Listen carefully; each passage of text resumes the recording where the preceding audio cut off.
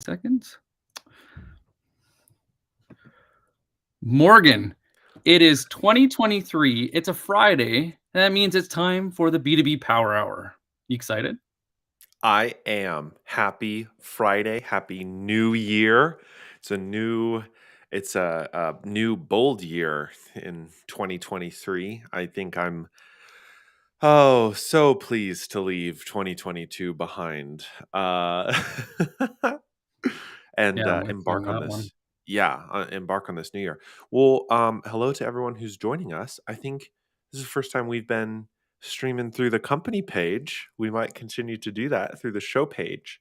Um, so thanks for joining everybody on this happy Friday morning.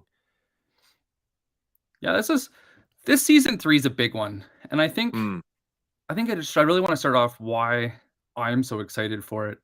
When I was going through all my sales journals and I was reviewing what got me to where I am today, I realized more often than not, as sellers, we're left to fend for ourselves.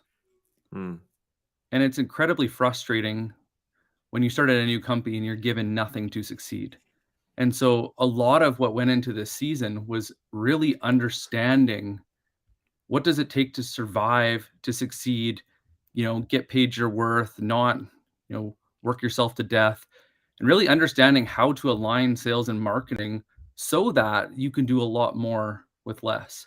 Because that's what started this whole thing was, hey, Morgan, was me and you yep. going, hey, why is it that you're this was the joke was, I make the money, I give it to you to go and help me get more sales. Why is it what you're doing doesn't lead to what I'm doing and you still have a job? Mm, And that mm-hmm, mentality isn't healthy and it doesn't need to exist. So mm-hmm. this whole season 3 is going to be looking as a seller, what can you do right now to win? And how do you go and pull marketing in so that they're on the same team and you're working together to go faster? Because hey, if we had unlimited budget and unlimited time, we could do unlimited trial and error, but it's just not the reality that we live in, right? No, it's not. And I think that that what I was excited about when we started brainstorming for this season was this focus on not getting it right the first time.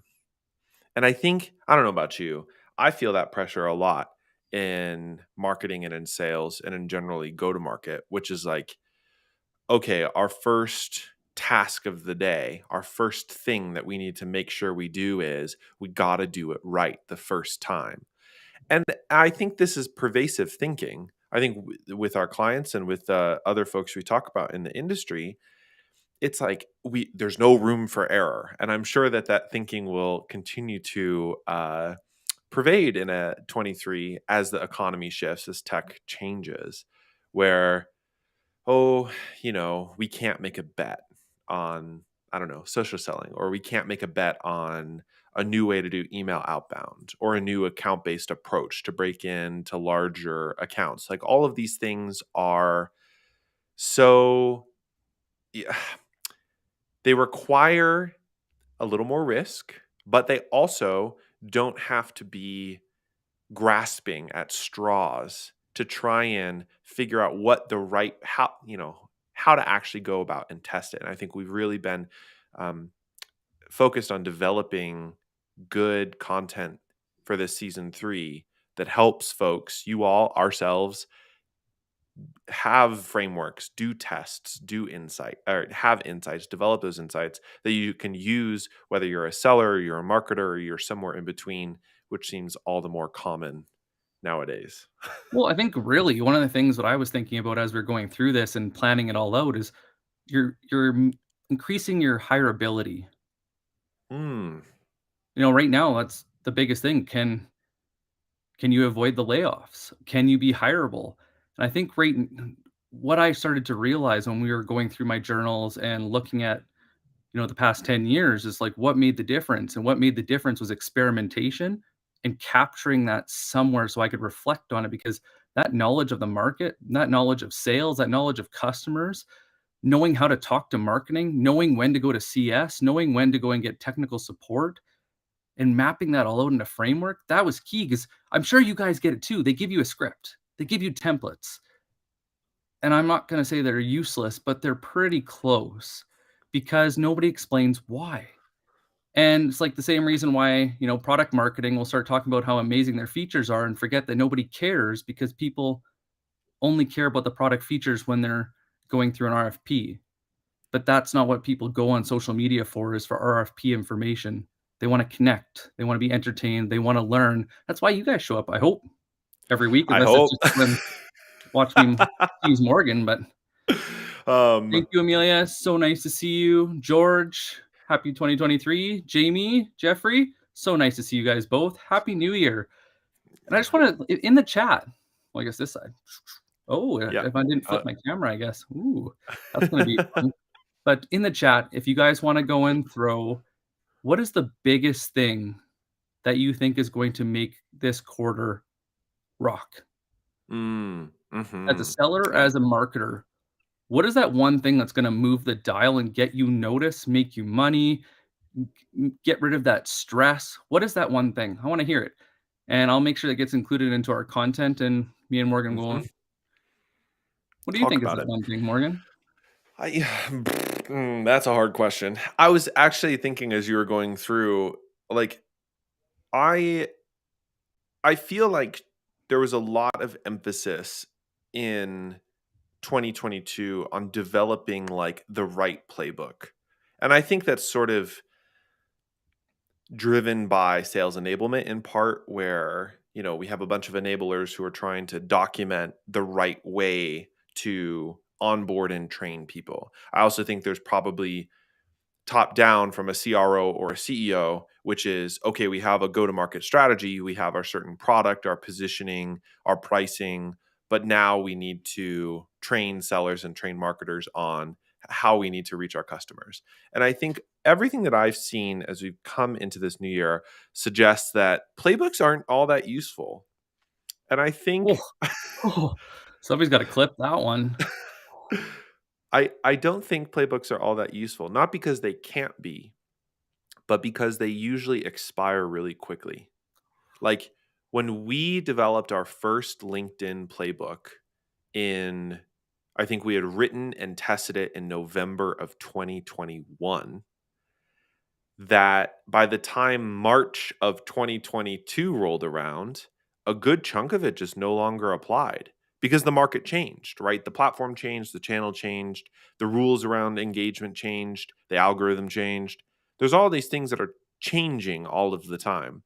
And what I think we realized from that experience was that the things that were frameworks, sort of guiding lines, strategies, critical thinking, touch points, touchstones, is those sorts of frameworks held true, right? When we talked about building credibility is a framework where it's how do I earn the trust and attention of somebody in the market in a way that builds a healthy, useful relationship. The ways that that might happen at a playbook level are going to change all of the time, but at a framework level, that's like the outsized leverage. So I think that when teams adopt frameworks instead of just rigid playbooks, I think they're going to see some outsized wins in not only this quarter, but this whole year. Amen. And the only thing I wanna add on to that, 'cause it's so true, we saw that when we started implementing more frameworks and more based in human psychology, like how we naturally think and work and so on and so Mm. forth, we won. The only thing I'll add is sales and marketing needs to stop treating people like they're guilty until proven innocent. Just because you have a big logo, just because you have money, just because you have a heartbeat, doesn't mean that you're fit to buy. And I wish that go to market would go and switch from assuming everybody was in market to realizing there's market and in market. And it is our job to filter through those to have the intelligent conversations that are going to move the dial. Like what we learned in customer insights and really finding that piece of information that once you know, you can't unknow. Hey, Rob, thank you. And I want to pull this up because this, what Melissa said, I think is so critical. I think this quarter is the time to show your secret skills. Yeah, really knowing where you stand out, where you beat the benchmarks, where you're best. We've probably heard the saying too, like the best teaches the rest. I think Mhm. that's so true, and that, as me and Morgan know, it's not always us, and we definitely don't wanna pretend to be that. And this is the time to stand out with creative outreach and sharing strategies. Amen. We are going to have to Mhm. lean on each other a lot this quarter, so the sellers and marketers who are adjusting and sharing, and I don't know why it cut me off. Sharing what works will stand out. Yeah. Yeah. I honestly though, Melissa, the thing that comes to mind on this is that every company that we've worked with and every prospect we've entertained, we know is going to be fun to work with when the sellers are communicating with each other. It feels like a team sport. And when the sellers and marketers are communicating with each other to help figure out, like, it doesn't have to be some sort of like daily corral of every piece of information.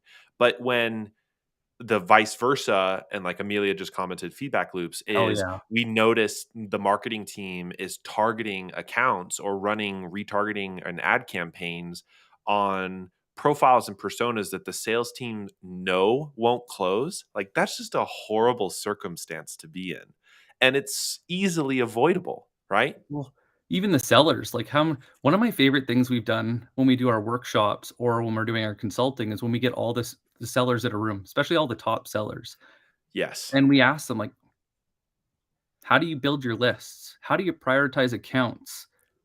How do you know, how do you go into your research, map it out, and then build a strategy to do your outreach?" And it is so mind-blowing listening, and I mean in a good way, listening to them share this insight for the first time.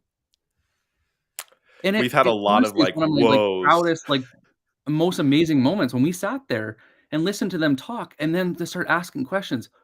"Oh, like, you don't go after sales even though we sell a sales product, and you don't sales enablement wasn't the right choice? Well, where were you going? You were starting in HR? Why HR? Or Yeah. finance?"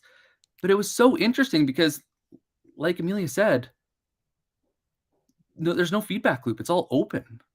And we're Mhm. not sharing with each other. We're all testing different things, messaging. We're trying to figure out what titles at what function, at what industry vertical, and everything else to go and do our work. But nobody's Um, sharing. I don't mean to cut you off here. Amelia had commented a really good one about having your buyers be your best sellers. Turn is real, and having those who use and believe in your product, i.e., spreading the word on your behalf, is going to be critical. So true. Mm, And a lot of that, I think, is going to be some uh, emphasis, I think, on customer service and retention. And I think there was this kind of all out blitz as a result of the pandemic to see how many customers companies could acquire. It was all acquisition, it was all new logos, all, net new revenue, all the rest of it. And I think as things in tech at least are shaking out, other industries are a little bit different, that there'll be an increased focus on how can we create amazing buying experiences that help create champions of our brand and spread the word. that don't stop at the sale. Yes. So Yes. one of the more interesting things that I I'll speak for we. Mark can go and get back at me if he doesn't I'll agree. correct you if He you're always wrong. I does. mean, It's yeah, have no I know, fear. like, but, we go through so much targeting with customers, and there's so few that look at repeat customers as a Mm, benchmark of who to focus on, and then dissecting the win-loss and looking at why it worked. Why were they willing to change? Why did now make sense? And why did they pick you? Like, honestly, if you just focus on 3 questions, 3 freaking questions. I remember when they used to give us, like, 50-point checklists to go and dissect this. yeah. Now you look at it from the 3 questions and you're like, "Holy crap." But the Mhm. repeat customers are the best bang for your buck, and I hope you guys get commission off of renewals and or upsells because that's the thing that I loved about selling at a high level when I moved to more elite sales is that relationship that I got to carry over and see the promises I made come true. That was my greatest fear when I started selling, is doing that handoff to CS or whoever else and then losing it. And repeat customers, I wish people would spend more time on that and less time on the market because the market is a waste of money. Yeah. Repeat customers where the money is, and if you take that one-on-one conversations that they really lean in and understand, look at those moments where they understand it better than anyone else, faster, like, they see the value right away. What happened in those conversations? And if we can share that between sales and marketing and CS, the triple threat, oh my Mhm. god, is 2023 going to look completely different? Because it's not growth at all costs. That isn't even the question anymore. It's how can we increase the communication to deliver the right information to people that trust us? And I think we can't nobody gives a shit about your company. You don't need to tattoo your company's name on your forehead. What they need to know is why their job can change in a positive way and why they want it. And Mm. that's why we come on that's what originally what I came on LinkedIn for was professional Mhm. well, my digital resume and then eventually, you know, getting to know people and professional development. I wanna bring up William's points Yes, here. I was actually gonna ask to go to this one because he had Great said, thoughts. Oh, you yeah. wanna yeah, go for it. Sure, I can read. Playbooks, if taken too literally, tend to bleach the thinking out of your GTM. Great expression. They can be a guide and built on principles, but ultimately it's up to the team to adapt it to the context and nuance and forcing functions of their own org. Man, whew, that's such Bleach good the insight. thinking out of There's your GTM. Mm. well, and it's so true, Nick. I continue to think about some of the companies that we've been talking to recently and working with in part, which is like I don't think it's a bad thing to want certainty. I don't think it's a bad thing. I think all of us search for certainty in our lives, not just in work. We want to know what the tasks are to be successful, right? If you're a Correct. seller, I want to know I need to make this many calls, this is who I'm targeting, etc. But when taken to an extreme, they just become so inflexible. And one of the frameworks idea is certainly part of this, but the other side are experiments. And this is, I think, what we'll be talking mostly through the rest of today about is that there's not I think when you're a startup, you're constantly experimenting.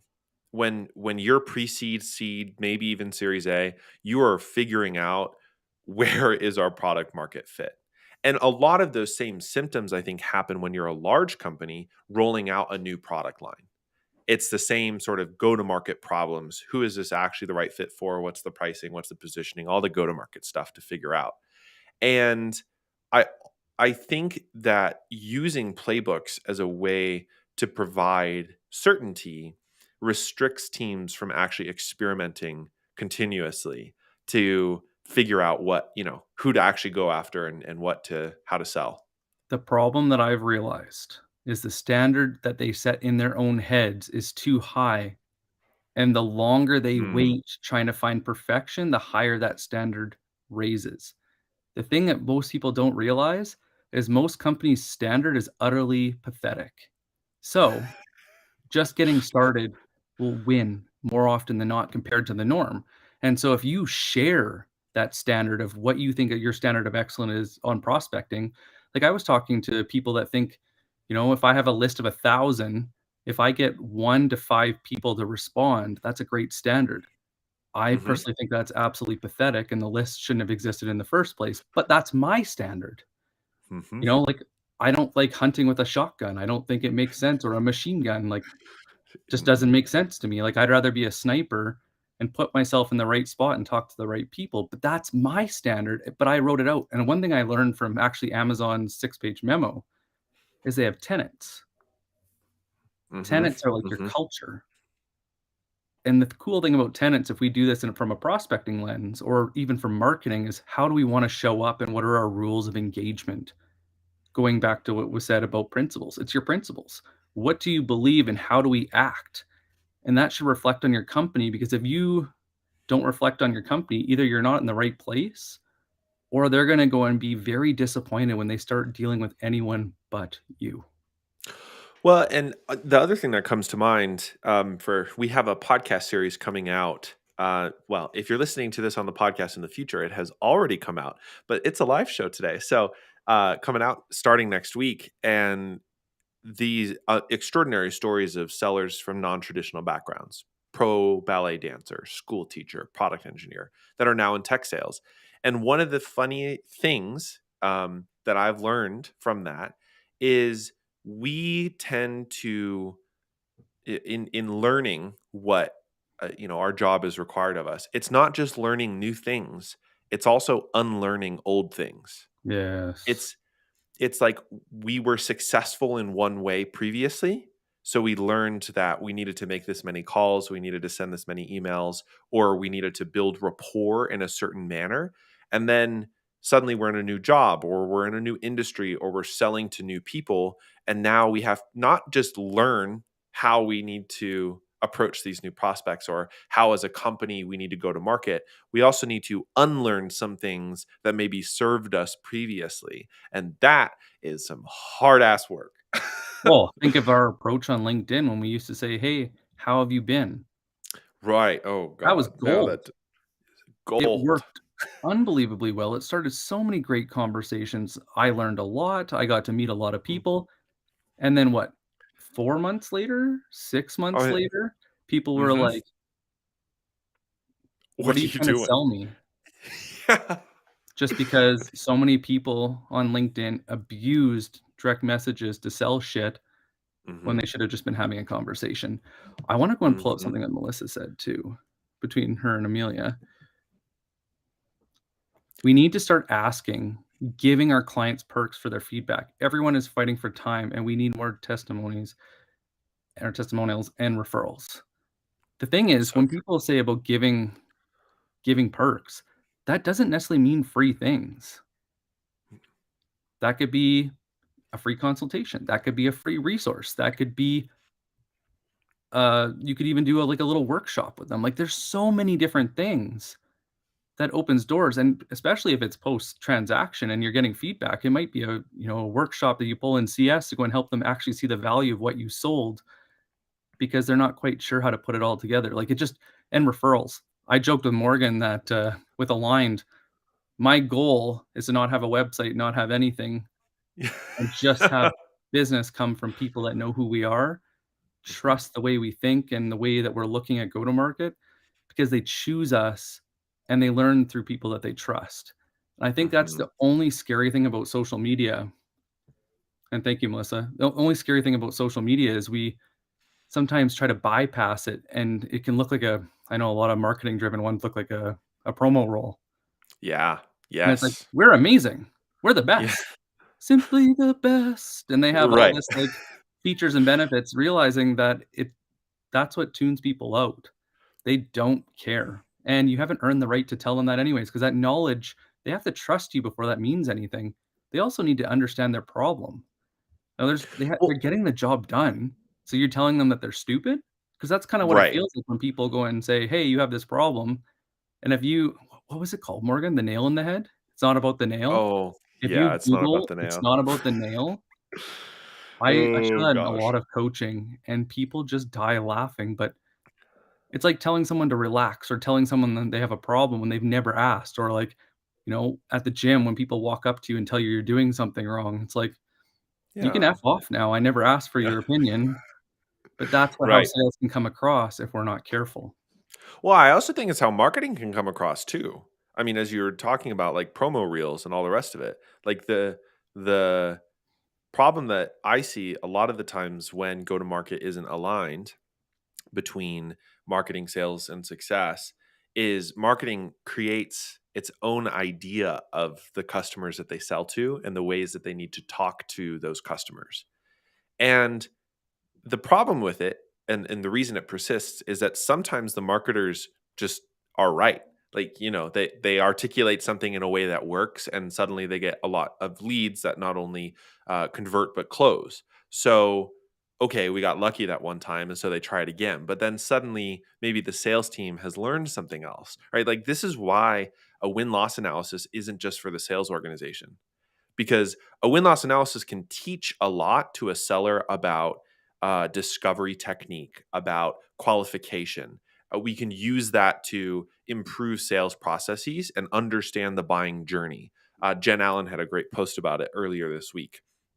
But it can also be used at a strategic level to inform targeting and to inform list building. To what you were talking about earlier, Nick, I continue to think of, okay, if you built an entire list based on the qualities of your repeat customers, how would that differ to the kind of list you currently have? And I almost guarantee you there's going to be a little Venn diagram. There'll probably be a little bit of shared wisdom there. But for the most part, I think our experience has been companies do not align the repeat customers that success loves working with the lists that they're handing Could SDRs or you AEs to go imagine work.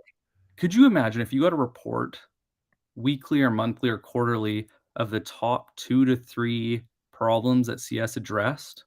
Oh my gosh. That'd be amazing. Like, sales and marketing got that? That would have That's some been low hanging fruit. that would have been a game changer. Hmm. Hmm. Or, But it's and well, what's the most used feature? Why? What were right, they it's doing all these before, and how did that little change their workflow? And you know it's that the also one funny thing I've realized from reading a lot of marketing material is oh that boy. people think of transformation as digitization. Mm. We need to strike a lot of shit out of our vocabulary because it's not transformative when it goes to digital, it's transformative when it changes the way you work. And if all you're doing is switching from I write on paper to I write on a computer, that's not transformational. I think that's the problem is when people hear transformation, it doesn't comprehend, they don't understand what it means because it's so used and abused that it literally means nothing. But it's like, hey, we actually looked at how the average company works in this particular function and found out that 70% of their time was done in data entry, and we actually found a way to quickly automate some of those functions to free up. We couldn't get the full 70%, but we actually got, closer to about 50%. Would it be worth a conversation? Yeah. Yes, please. Now Yes, or please.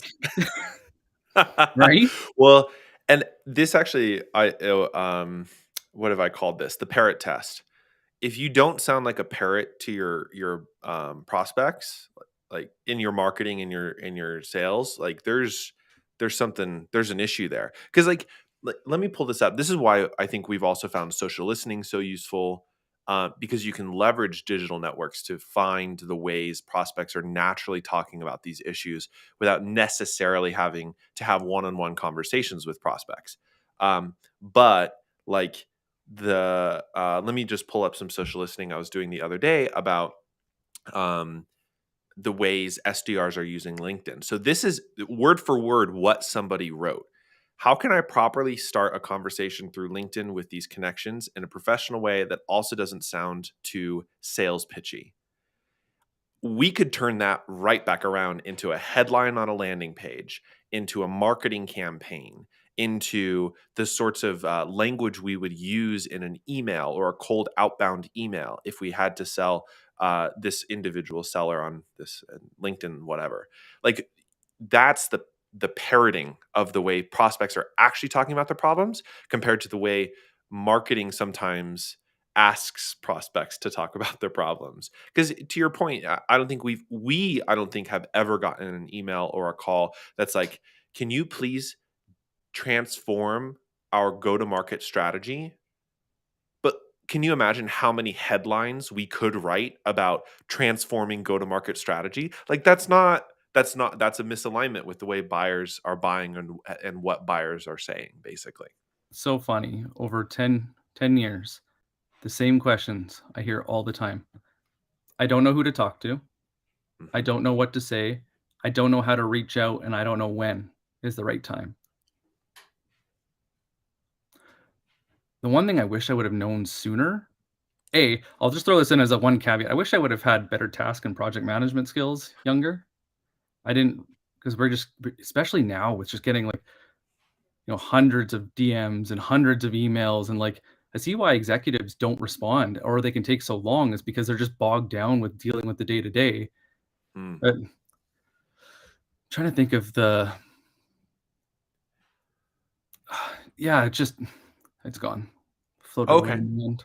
I have another thought then, Yeah, if throw it in you're, there. totally Throw it spaced. yeah. It's okay, it's a Friday morning, it's our first one of the year. Um, the eh, the thing that stands out to me and we started with frameworks, and we've talked a little bit about experiments, but I think we'll return to that in a second.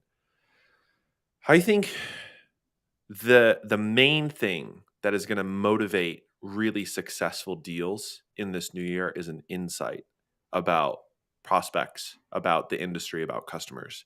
And an insight, I mean, this is sort of like basic challenger sort of stuff if you've ever read, not challenger sale necessarily, but the challenger customer, is that the an insight is not about a product. It's not about your product. And most importantly, it's not about you, right? The question that I love Challenger has asked is, what do our customers fail to fully understand about their business but should? Because I think we have seen this a lot with the people we've been working with, Nick, is that once we can get to that juicy center of like what do your prospects not understand yet about their business, but they really should, and linking that up to the way that you're selling, going to market, marketing, etc., that provides such clarity to the messaging, to the approach, to the kinds of conversations you want to search for, the kinds of conversations you want to have, because now it's not really about your product. Like at the end of the day, it's not about what you sell. It's like, "Hey, have you thought of this before?" You know, a lot of the times when we talk with sales managers, they are telling us this, and it seems like they're missing this. Do you agree? I mean, that's a great way to, I know you've used that to start conversations before on LinkedIn or something of that, variety. That's a framework, for example. It's not a word for word play, but That ties in actually what I was gonna say, I just remembered as you're going through it, but hey, that's good. this is the first time in history that sales has been able to take their conversations one-on-one that are working. When that customer leans in and starts asking really good questions, you can feel that switch where they're really paying attention, and you hit a nerve. You got to that place where they want to talk. They really want to dive in because it's important to them. This is the first time in history that we've been allowed to do that.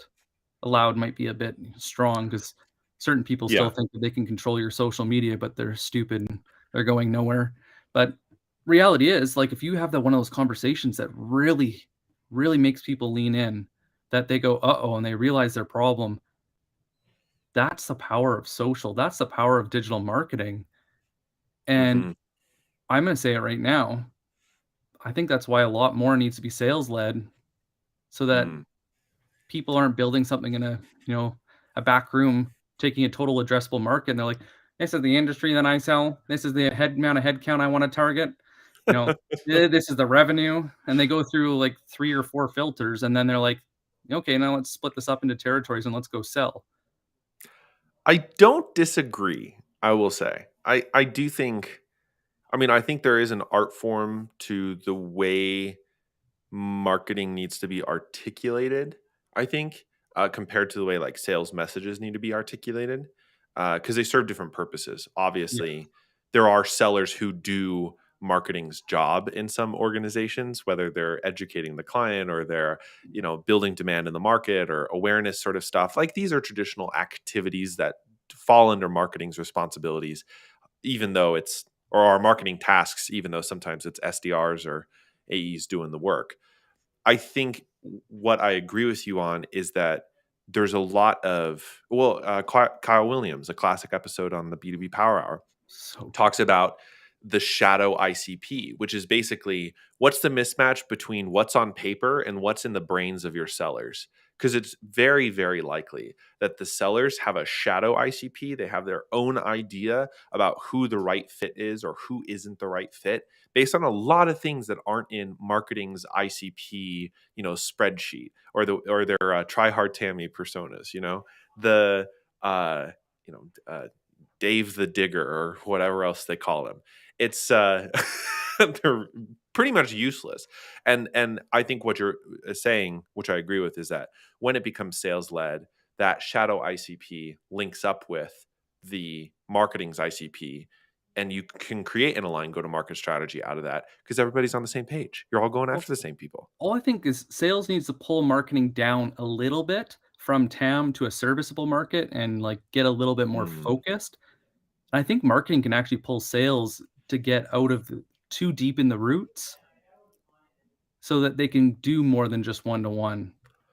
So I think it's actually the perfect balancing act, and that's why it pays so much to be aligned so that you're selling yourself fully and not selling yourself short. Because it doesn't matter if it's sales or marketing. That's what I keep seeing is it's too high level or too deep, and sometimes you just need to be somewhere in the middle because the polarity is what scares people, or you're just hoping and praying that they get it, and that's why sometimes it's kinda magic, and that ties into what we learned about experimenting. When I Mhm. was first starting, I felt like a failure. I felt like I was going nowhere, it was miserable, and I was angry. And I realized as I was judging myself on a standard that wasn't realistic, I was judging myself on people that were doing the same job for 7, 10, 15, 20 years.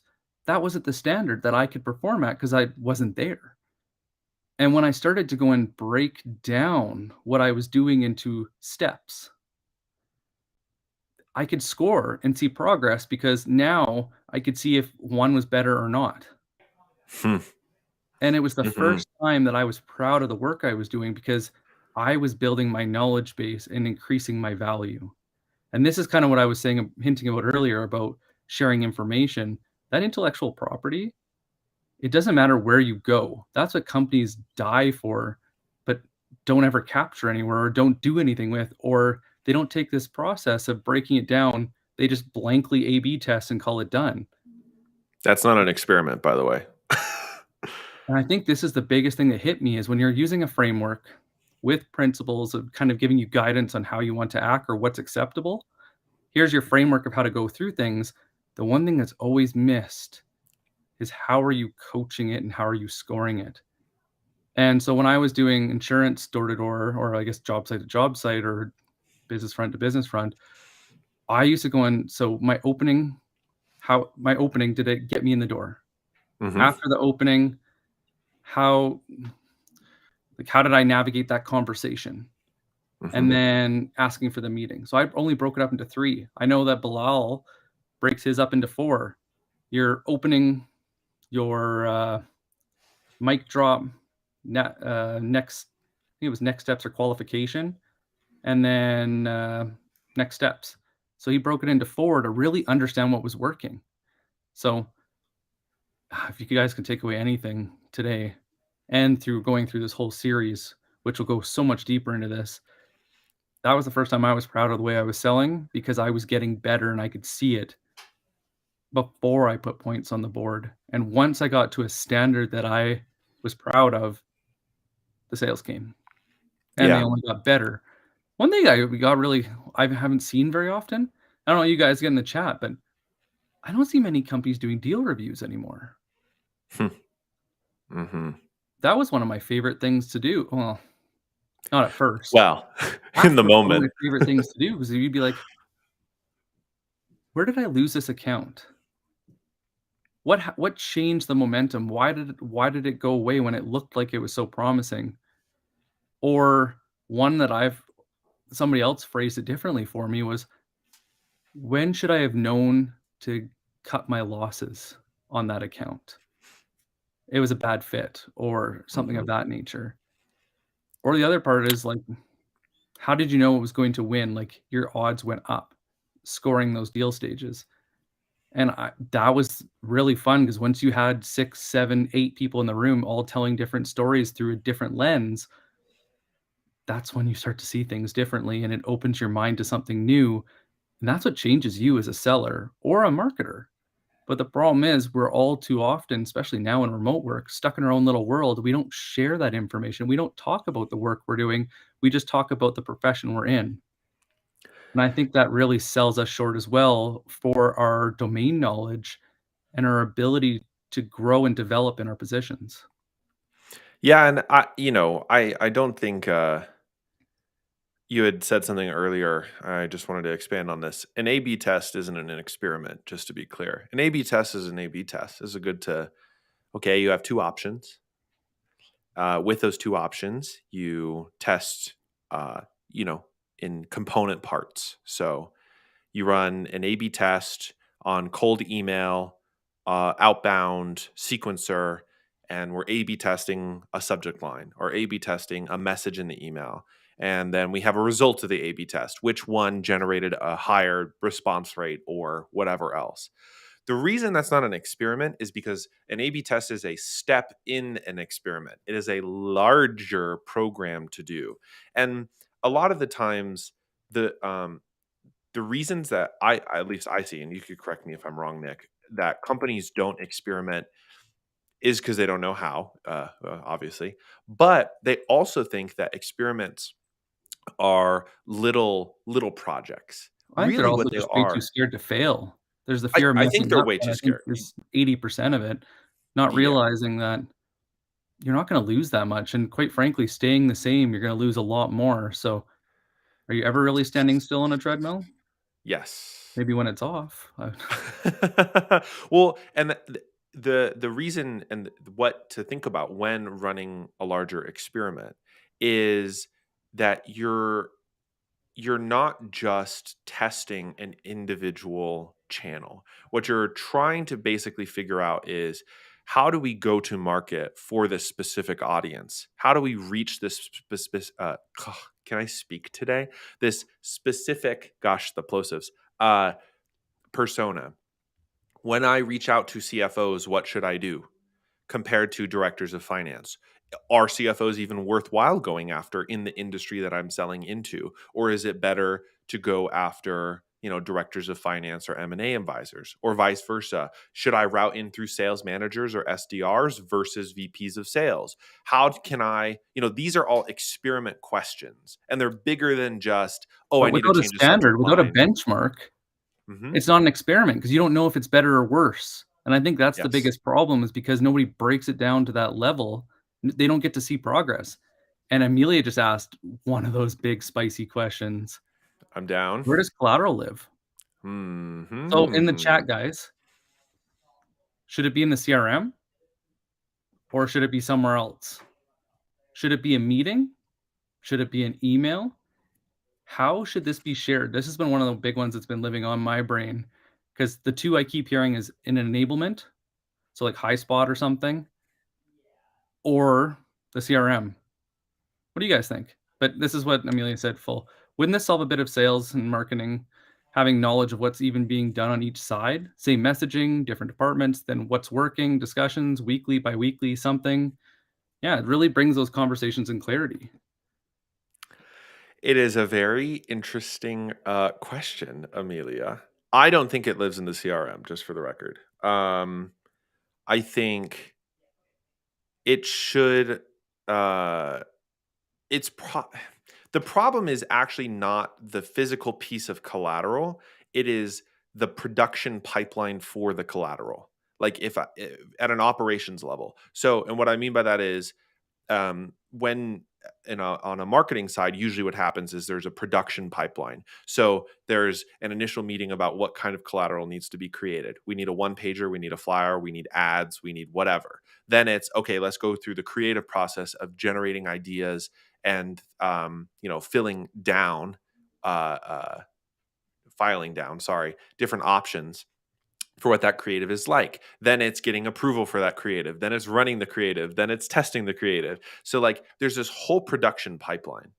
And I think static versions of collateral, being sales decks, description sheets, one pagers, all the rest of that, like that, the sales go to market success should inform those initial parts of the production pipeline. Like, it needs to be, why are we creating this piece of content, or vice versa, sales is saying we need this because we keep on getting in front of prospects and this is outdated, or this doesn't make sense anymore, or we need this new thing because they keep on asking. Like that, to me, that should inform the production pipeline.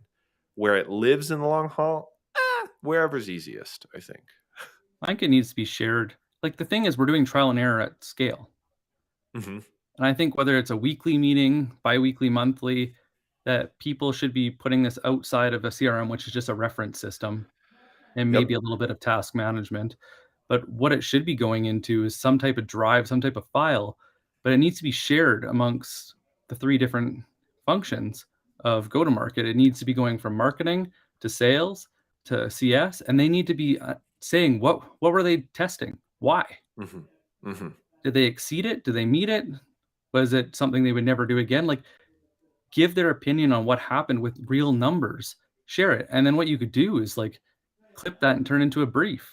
Because all we're trying to do is trying to figure out where our time is best spent. Where's that best bang for our buck? Where's that leverage? Where are those big bets that are worth the effort, the risk? And right now, that doesn't exist. It's all kept independently. And I think if anything could really change 2023 for companies, it's how they're Mhm. running these experiments, breaking it down to score it and judge it, to see progress at a smaller level so they can see if it's working or not just because it sold something. Well, and I don't wanna miss out on what you had just said. Basically, I mean, this can be pretty intense, and we're gonna be dedicating, I think, plenty of time in this season 3 of shows to experimentation, but everything starts with a benchmark. It's not an experiment unless if you're benchmarking against something. I think you can maybe benchmark against yourself, but it's always important to have some third party references. You know, this is actually one of the reasons I find cold calling data really interesting, is because there's a lot of people who talk about benchmarks and cold call connect rates and booking rates. And you can see either across an organization or from people who share their data on LinkedIn some basically information you can use to create that benchmark as you run this experiment. And that experiment could be your list building. I mean, there's a lot of things you could fit into that benchmark, whatever it is. But the thing I don't want us to miss is experiments are not about trying a new way to sell a company all at once. It is usually a couple of channels at a time, right? It is not a let's blow out the water, let's bet $500,000 and let's go try and sell our company in this really unique way we've never tried before on 4 different channels to 3 new personas. Like that's not an experiment. That just is irresponsible spending.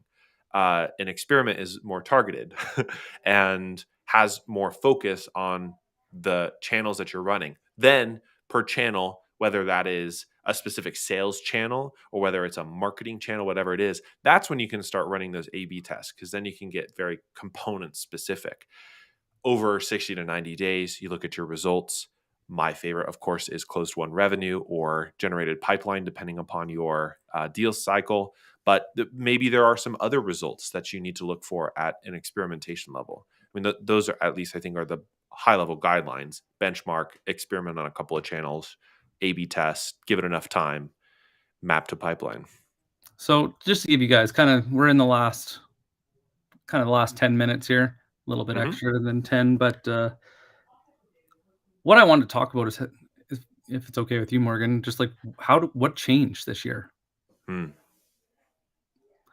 And so I read a lot, and I was looking at how that knowledge was Yes, applied. yes, you And do. also the research and, like, these experiments, which drove this whole podcast originally, and I was like, "Well, how can we do this better to provide a resource for you guys?" Whether you're listening to the podcast or you're watching it on YouTube or live, how can we provide more value? And so what we did is we actually broke each month into a focus. So January is gonna be onboarding in 60 to help you guys onboard into a new company, into the profession of sales, so that you can hit targets faster and feel comfortable in that role. But what we're doing with each one is I'm looking at the top thought leaders that shape the landscape. And I'm going to go and condense that and share it. We're going to go and look at who's living on the edge that might be the newest thing that's worth experimenting, that's worth looking into, it's worth following. And then also from our point of view, what's the next big thing? What's worth trying now?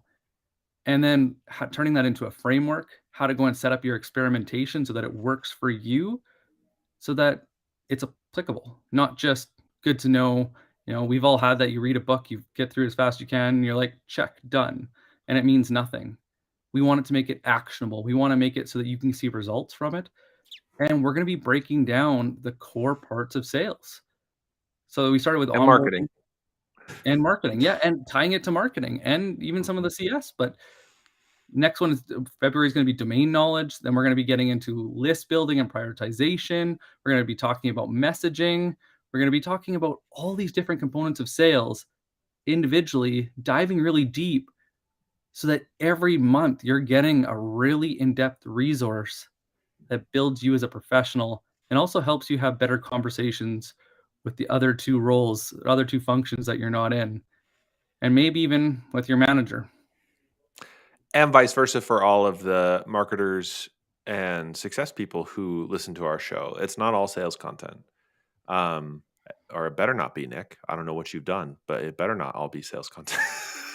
Yeah, I think this is the I first time that we're looking at it from growth. We're looking at it holistically, Mhm. the whole part, because I think anything less sells it short.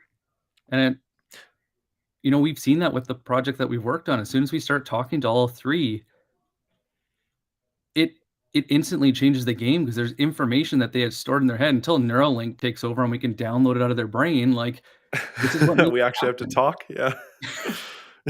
Wait, we have to communicate, Nick? That's some crazy talk. I don't know about that. The thing that I'm most excited about from what you just laid out in this next year is our emphasis on making sure that all pieces of the go to market strategy are included.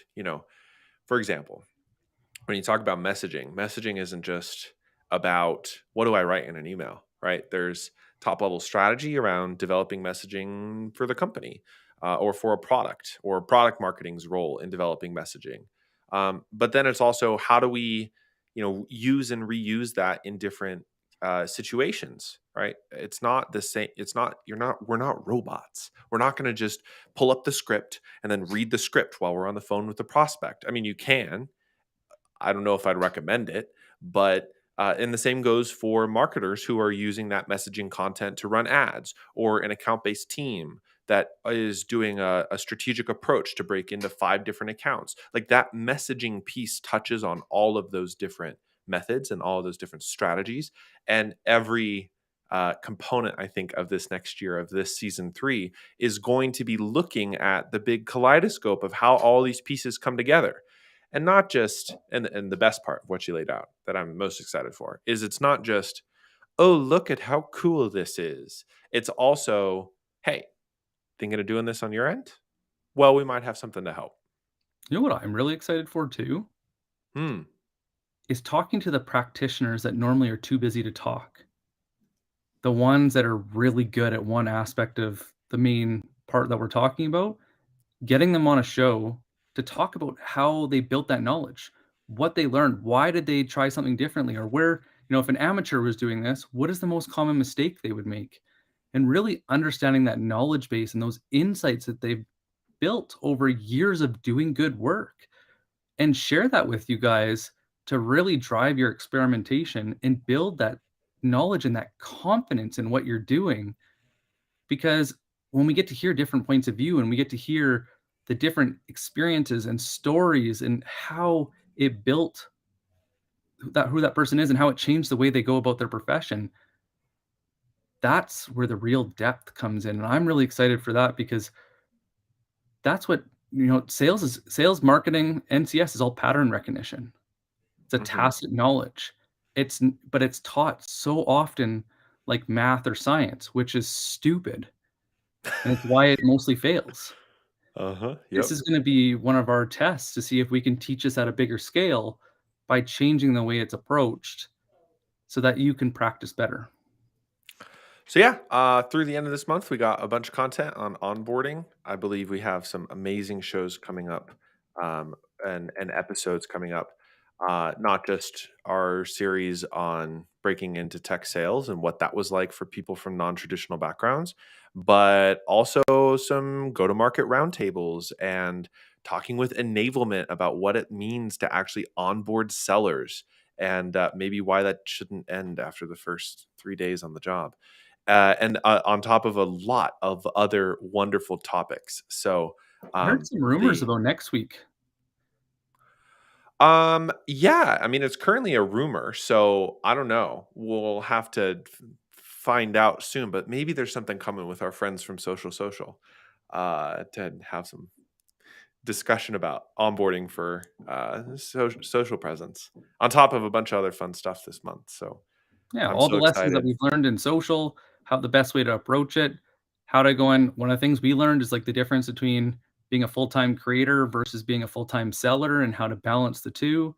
So there's gonna be lots, and Mhm. it's going to be exciting. It's gonna be good. Well, Nick, we are close to the end of the hour today. Do you wanna close us out now that it's 2023? Guys, it means the world to us that we can't believe we're on season 3. We can't believe and we're so proud that you guys go and stick with us on this journey and you're learning with us and inviting us in. And we just wanna say thank you. Thank you for taking us along, and remember, it's 2023. It's no longer acceptable to suffer in silence. If you guys need help, sales, marketing, CS, you don't feel like you're getting supported, you don't feel like you're fully, in your role, you feel like an outsider at your company, you're struggling, reach out. We'll point you in the right direction. We'll make sure you have the right resources. We can go and get you, point you to maybe to a potential mentor. It won't cost you anything. It just takes the time to reach out.